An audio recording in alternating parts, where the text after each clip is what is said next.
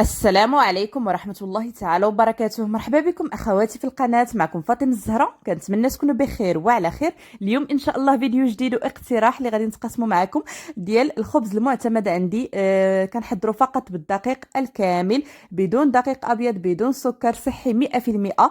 البنات اللي كيعتمدوا نظام صحي أو متبعين الرجيم أو الحمية أو التغذية الصحية فراه غينفعكم هذا الخبز هذا وينفع وليداتكم.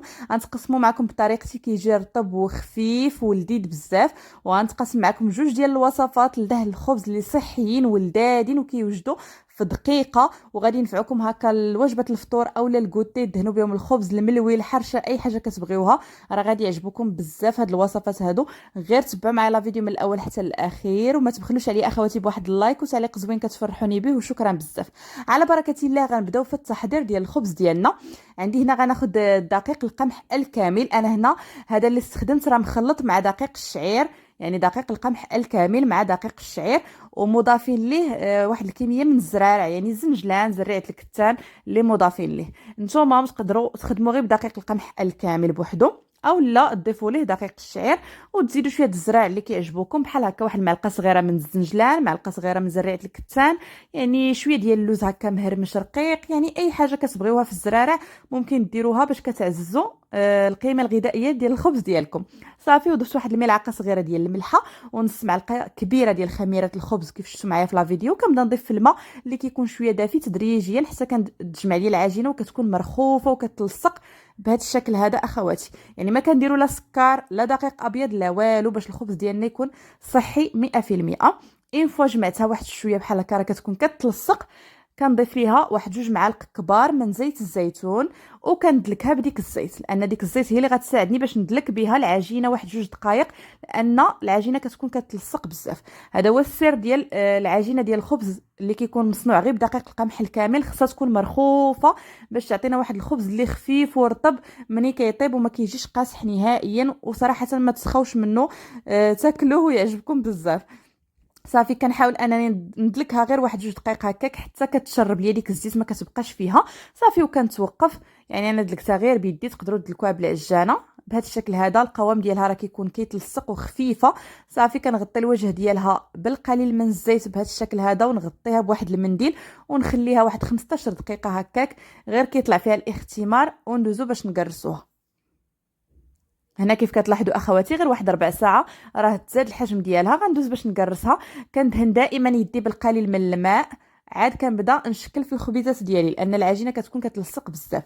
بالنسبه للتقراص فكل نهار ارزقو، مره كنقرص هكا غير في النخاله، مره كنقرص في البافو، مره في الشوفان، مره في البلبوله. يعني كل مره وشنو نبقاو نوعو هكا باش ما نملوش. وهذا الخبز هذا يعني صراحه هو اللي ولا معتمد عندي، لانه واخا تاكلوا منه كميه كثيره ما كيغلظ ما كيضر ما حتى شي حاجه، يعني صحي 100% وراه كيجي رطب ولذيذ بزاف.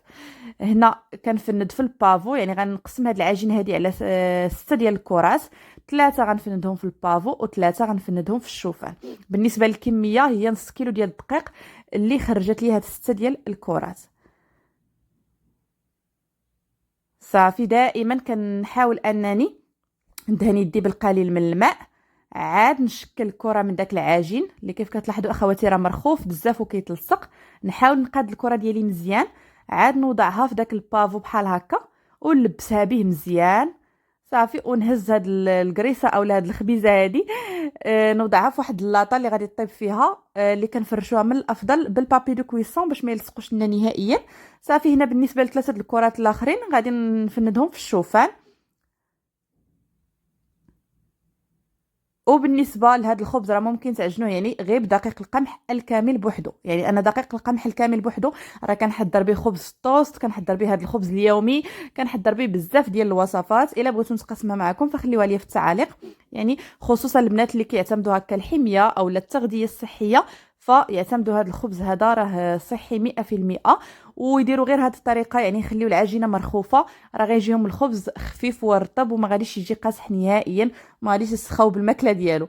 هنا بعد ما كملتهم اخواتي في التشكيل مباشره كنقرصهم. انا كيعجبني نقرصهم مزيان لان مازال كيتزاد الحجم ديالهم باش ما كيجوش غلاضين بزاف. يعني كنحاول انني نقرصهم مزيان بهذا الشكل هذا.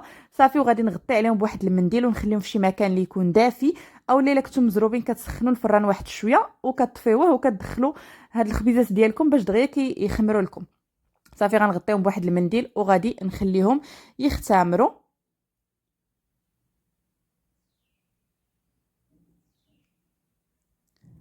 وهنا قبل فالا بغيتو فكترشموهم هكا شويه بالجراره اولا بشي سكين ولا هكا شي حاجه اللي تفلحوهم بها، او لا ممكن يعني تخليهم حتى تدخلوهم يطيبوا عاد كتثقبوهم هكا بواحد الفرشيط. انا هنا دوزت عليهم غير الجراره صافي وغطيتهم بواحد المنديل وخليتهم حتى اختمروا. هنا ملي اختمروا خداو لي تقريبا واحد 30 دقيقه هكاك، لانني ما كثرتش الخميره يعني ما كنبغيش نكثر دائما الخميره في الخبز. صافي يعني غير كتقلبوهم هكا كتضغطوا بالاصبع ديالكم كيرجعوا لبلاصتهم صافي راه كيكونوا خمروا. مباشره غندخلهم الفران اللي مسخن من قبل سخون مزيان. طريقه الطياب ديال الخبز راه كلشي كيعرفها. صافي وكنطيبهم. هنا دزت نحضر معكم الوصفه الاولى لدهن الخبز اللي صحيه ولذيذه يا البنات، والله الا لذيذه بزاف. واخا تكونوا كاع ما كتاكلوش الزيتون غتعجبكم. كناخذ هنايا تقريبا خديت واحد رابعه ديال الزيتون يعني 250 غرام ديال الزيتون الكحل، اللي من الافضل يكون منفوخ شويه ما يكونش هذاك اللي كيكون مكمش ولاصق على العظم باش دغيا يتزول لكم منه العظم. صافي وكنبدا نفلحو بالسكين وكنزول منه العظومه بهذا الشكل هذا وكنوضعوه في اي طحانه عندنا. انا نستخدم فقط الاله ديال الهاشوار. كنوضع فيها داك الزيتون بعد ما كنزول ليه كامل العظومه بهذا الشكل هذا. صافي وكنضيف ليه واحد 5 ديال القطع يعني ديك رابعه ديال الزيتون كندير معاها 5 ديال القطع ديال الفرماج المثلث، وممكن ديروا حتى الجبن ولكن كنفضل هذا الفرماج المثلث كيعطي واحد القوام رائع لهذه الوصفه هذه. والا درتوا يعني كميه قليله ديال الزيتون راه تقدروا ديروا غير 2 ديال الفرماجات، يعني الكميه كتبقى على حسب داكشي اللي بغيتو. وكنضيف واحد الملعقه كبيره من الزعتر، يكون زعتر بلدي اللي يعطي عنده واحد النكهه زوينه باش كيعطيكم مذاق رائع. وكنضيفوا نص كاس ديال زيت الزيتون. صافي وغنطحنوا هاد المكونات هادو مزيان بالاله الهاشوار، يعني ماشي نطحنوهم حتى يوليو سائلين ولكن يعني حتى كيولي القوام هكا يعني ما كيبقاوش الطريفات اولا القطع ديال الزيتون. هاد الوصفه هذه لدهن الخبز ما كنستغناش عليها فين ما تقادات.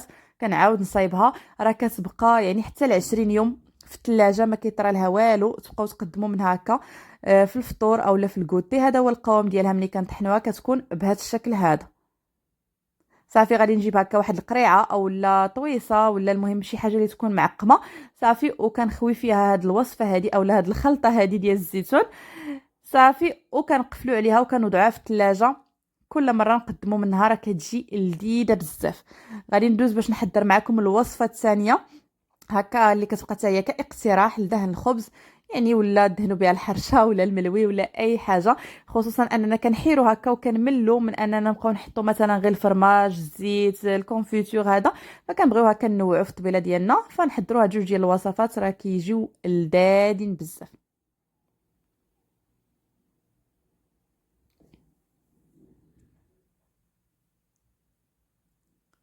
بالنسبه للوصفه الثانيه فما غاديش نحضر شي كميه كثيره لان كانت ديجا مازال عندي. غنحضر معكم فقط كميه يعني اللي قليله. خديت كاس ديال اللوز ومن الافضل يكون لوز بلدي باش كيعطي واحد المذاق زوين. يعني كاس ديال اللوز راه كميه قليله، خذوا كاع نتوما غير 10 دراهم ديال اللوز. غنوضعوها هكا في واحد اللاطه ولا مقله وغندخلوا للفران حتى كيتحمر. ما كندير ليه حتى شي حاجه يعني كيتحمر بوحدو، غير نقصوا عليه النار وبقاو تقلبوا فيه يتحمر ياخذ واحد اللون محمر من الداخل. ما تغفلوش عليه يتحرق لكم وفي نفس الوقت ما تخليوش هكا ابيض، ضروري يتحمر شويه باش كيعطي واحد المذاق زوين. صافي وهو مازال سخون كنوضعو في الاله ديال الهاشوار اولا في اي طحانه متوفره. وكنضيف ليه هنايا ممكن تضيفوا يعني العسل وممكن تستغناو عليه، يعني كيبقى اختياري. الا بغيتو تخليو الوصفه صحيه اكثر فتقدروا ما ديروش كاع ولا ديروا عسل اللي يكون نوعيه جيده. انا هذا العسل اللي متوفر عندي يعني نوعيه مزيانه، فكندير تقريبا واحد 2 معالق كبار منه باش كيحلي لينا هاد الوصفه هذه اولا هاد الخلطه هذه وكتعجب يعني الوليدات وحتى حنايا كناكلوها. وغادي نضيف زيت الزيتون واللي عندها زيت ارغان ديروا من الافضل. يعني هاد الخلطه هذه كتجي بحال املو، غير هي راه ما كنطحنوهاش بزاف حتى كتولي لنا بحال املو، راه كتجي لذيذه بزاف. يعني العشاق املو وكيبغيو شي حاجه مصايبه على اليد يصايبوه بهذه الطريقه هذه او لا يصايبوا هذه الخلطه هذه راه غادي تعجبهم. صافي وضفت زيت الزيتون، درت تقريبا واحد نص كاس ديال زيت الزيتون مع داك الكاس ديال اللوز. صافي وكنطحن هاد المكونات مزيان. يعني صراحه في الاله د الهاشور ما غاديش تطحنوا بزاف، ولكن الا كتبغيو الخليط يكون مطحون مزيان فطحنوا في شي طحانه مزيانه. انا فقط كيعجبني هكا يبقاو فيه دوك التهرميشات ديال داك اللوز باش كتجي فيه واحد شويه ديال القرمشه. باغي غنطحن غير يندمجوا لي المكونات غادي نتوقف.